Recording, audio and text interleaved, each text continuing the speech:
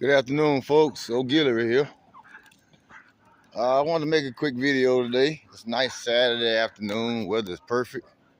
I'm out with Shorty with Nina this afternoon, enjoying this nice evening October weather we're having out here, Texas.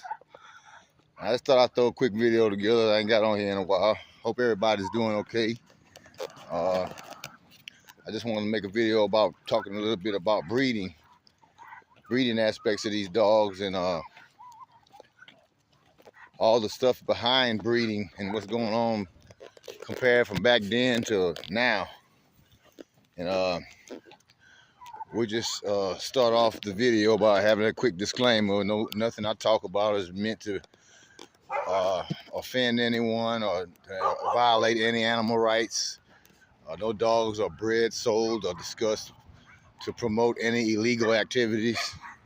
It's all for educational and historical purposes only.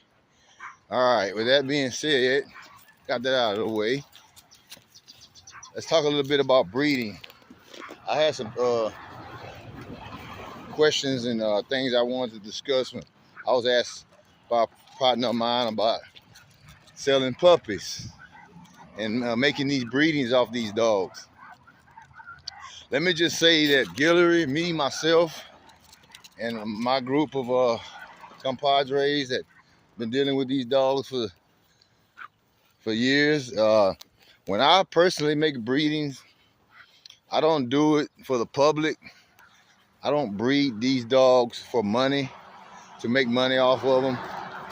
I have a passion for the American Pit Bull Terrier, a passion of preservation and maintaining a family of dogs. That's what my purpose is in dealing with the American Pit Bull Terrier.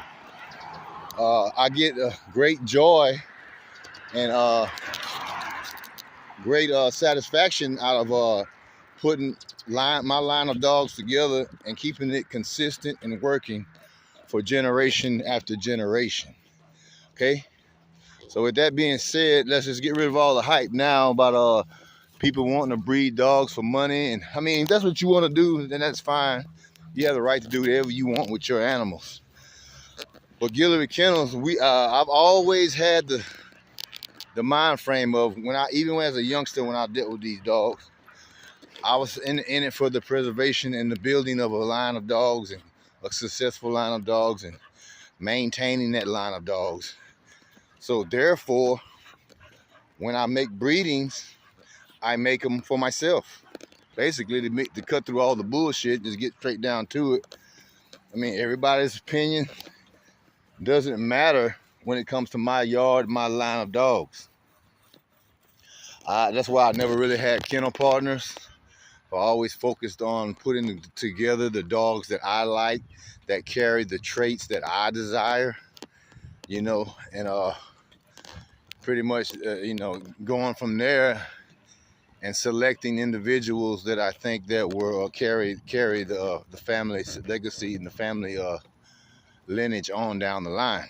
Okay, so like for instance, when I do make a breeding, which I rarely make breedings. I mean, you have to breed to keep the families going, but I don't breed mass breed dogs all year round like a lot of people do.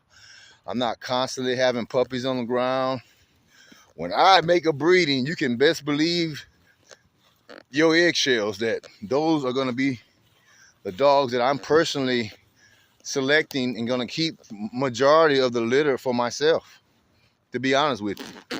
When you're a serious breeder and you're seriously trying to better your dogs, which in my mind, every young guy out there who's listening to this, if you're serious about these dogs and you want to have your own line of dogs and you want to preserve what you have, it is a tremendous amount of work, man. And you have to have a selective eye on what you're looking at and knowing what you're doing. And once again, selection is very important. The selection of individual dogs that you choose to carry the line on will either make or break your line. As simple as that. If you pick the wrong ones and you make one or two bad breedings, you can fuck the whole thing up. It's just that simple. You could be, your ships ain't sailing all in the same direction. You make a couple of bad breedings, and you're dealing with a bunch of hogwash. So selection is very important, guys, when it comes to breeding. Like I said before, when I make a breeding, I've already have established in my mind what I want from the dogs that I'm breeding, or I wouldn't be breeding them. If I make a breeding, it's because those two dogs are worthy of breeding, okay? They are worthy of it because they have showed everything possible that I need to see with my eyes, not looking at the pedigree necessarily, which pedigree, comes along later once the dogs have proved themselves, then you can follow the pedigree, not the other way around. But once the dogs have shown me what they're about, and when I say about, I don't mean nothing illegal. I mean showing me their attributes, their traits, the desire to compete on a hog in the woods, their hunting styles, you know what I'm saying, that type of thing. Once they have showed me everything I need to see, then I make the breeding. And once I make that breeding, I already in my mind, depending on the litter size of the litter, I'm gonna already have in my mind what I'm gonna keep, which is gonna be, if it's a large litter, then it's gonna be majority of them are gonna stay on my yard, and I may let one or two out. If it's a big litter, maybe one or two or three at the most, But if it's not a large litter, you're talking like 4 or 5 pups. I'm keeping all of them, and none of them going nowhere. And the reason we do this for you guys who don't understand, because some of y'all are just driven by money, and you want to make money off these dogs. And let me say this: raising and breeding dogs is probably one of the worst ways that you can get money out here in this world. And the reason I say that is because if you are just breeding dogs to make money, and you care nothing about where the dogs go, you care nothing about the quality of the dogs, you care nothing about the structure, the way the dogs are put together, how they come out, you care nothing about none of that, you just want to make $1, then you're going to have a miserable future in the dogs, buddy. I can promise you that. Because while you might make a few dollars here and there, pretty soon you're just breeding dogs and not really paying attention to the traits of dogs that you're trying to pass on, and in which direction you're trying to go. You're going to get a bunch of shitty dogs. And with a bunch of shitty dogs comes a lot of criticism. So listen to me, guys. If you're going to get into these dogs for money, then you may not want to go down this road. You may want to think twice about that. Now, I'm going to tell you, out of the 20, almost 30-something years I've been dealing with the American Pit Bull Terrier, I can count on my hands how many dogs I've sold. It's just been that few. I have sold some dogs, and I will sell some in the future, but it won't be like I get a litter and I'm trying to just sell all the dogs without knowing what I'm going to keep for myself, And then another thing, I have given away more of my dogs to good, solid dog men in camps than you could ever imagine. I mean, when I say giving away, I mean placed in good homes of good working dog men. I have partnerships with good friends of mine, and I have put dogs in their hands because, I believe in getting feedback on the dogs, and I know the dogs will be well taken care of, and they will get the maximum potential. They will reach their maximum potential with these people that I put them with. So dog placement is also very important. Okay, but not to get too much off what I was saying. Making money off these dogs, man. You start selling puppies like that, you're gonna get a bunch of shitty dogs, and people are gonna be calling your phone talking about, hey man, you sold me some bullshit. This dog is a fucking cur, or he won't hunt, he won't do nothing, he's this, he's that, and he's the other. So you gotta deal with that aspect of selling dogs. When you're confident in what you're doing and you know your animals, like I know my animals, when I do give a pup out to a friend, or I place a pup within my circle, I already know what that pup pretty much is going to be about. I mean, I can almost I can almost pinpoint it exactly what the outcome of that dog is going to be, and I haven't been wrong yet. And I've been doing this shit for 30-something years with these dogs. I take pride in breeding and putting together very good bulldogs, and having successful individuals coming from the breedings. So, you know what I'm saying is, you're shooting yourself in the foot if you think you're just gonna make money off these dogs and not have no consequences about just selling dogs. So I've never been in it for that. I got a passion for producing quality bulldogs, and I get an enjoyment and a thrill out of seeing these dogs work, and you know, doing what they do. But like I said, you know, it's just not nothing you really want to get into if you're trying to make money like that, you know. But like I was saying before, I put dogs in good hands of good people, and I had good success with them.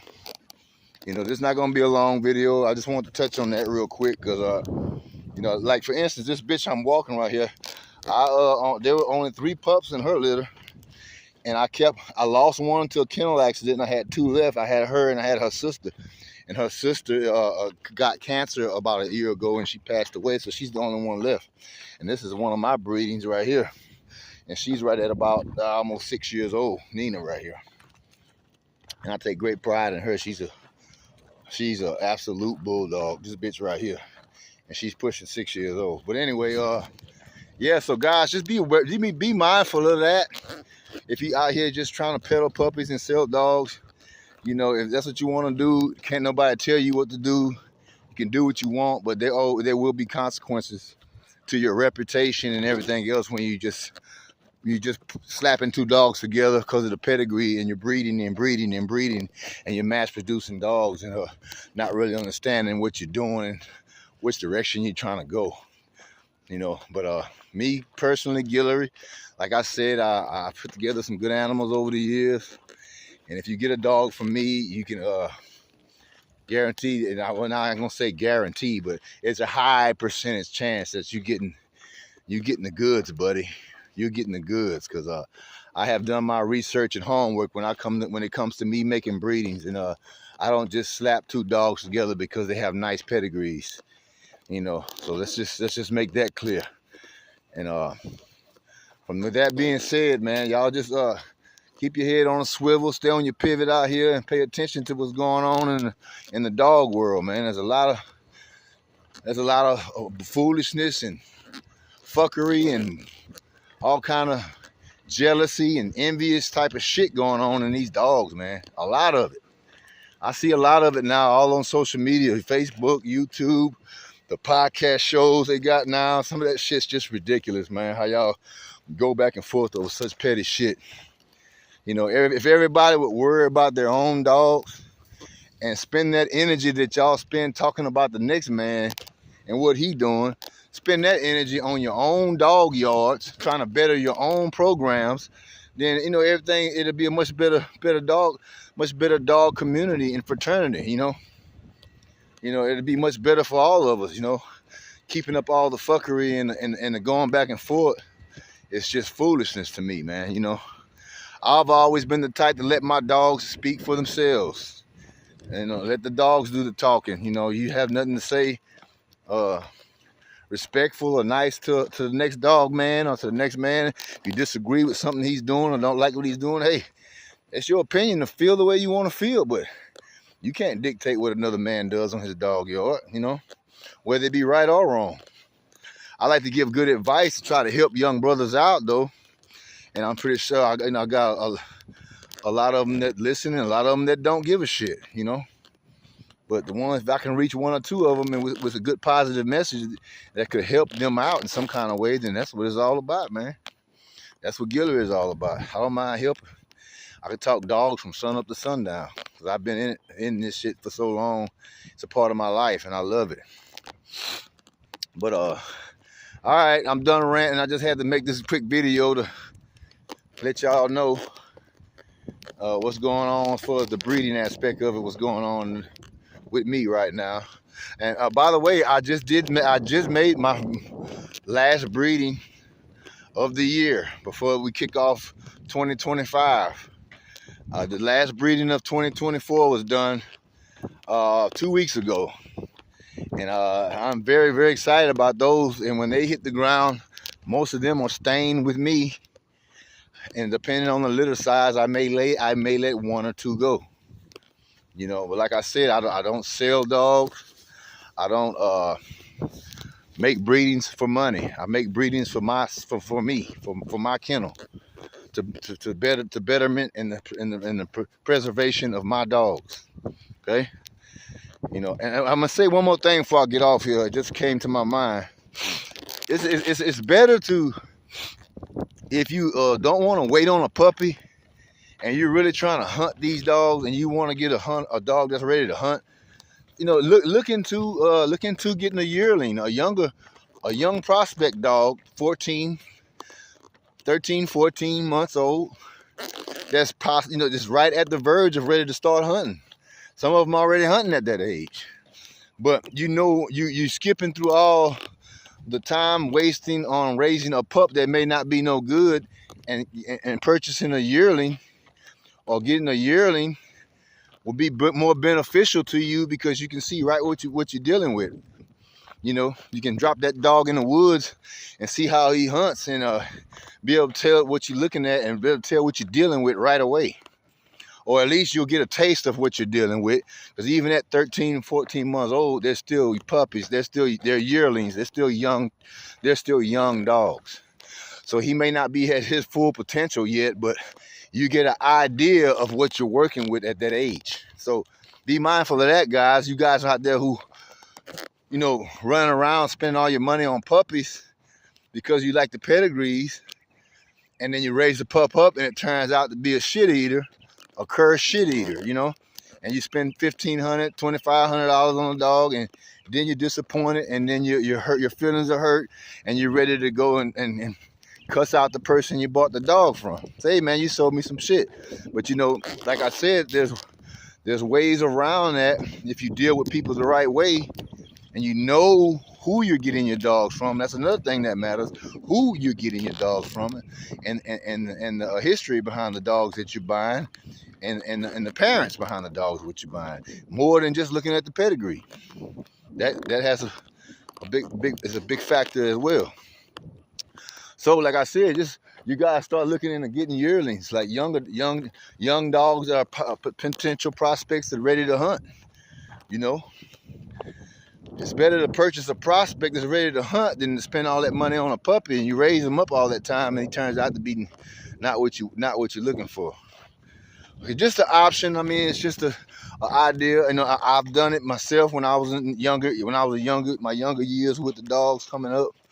You know, I started buying yearlings and younger dogs to start myself off with, to see exactly what I'm working with. So I didn't want to wait all those months to raising up no puppy that turned out to be not what I wanted, you know.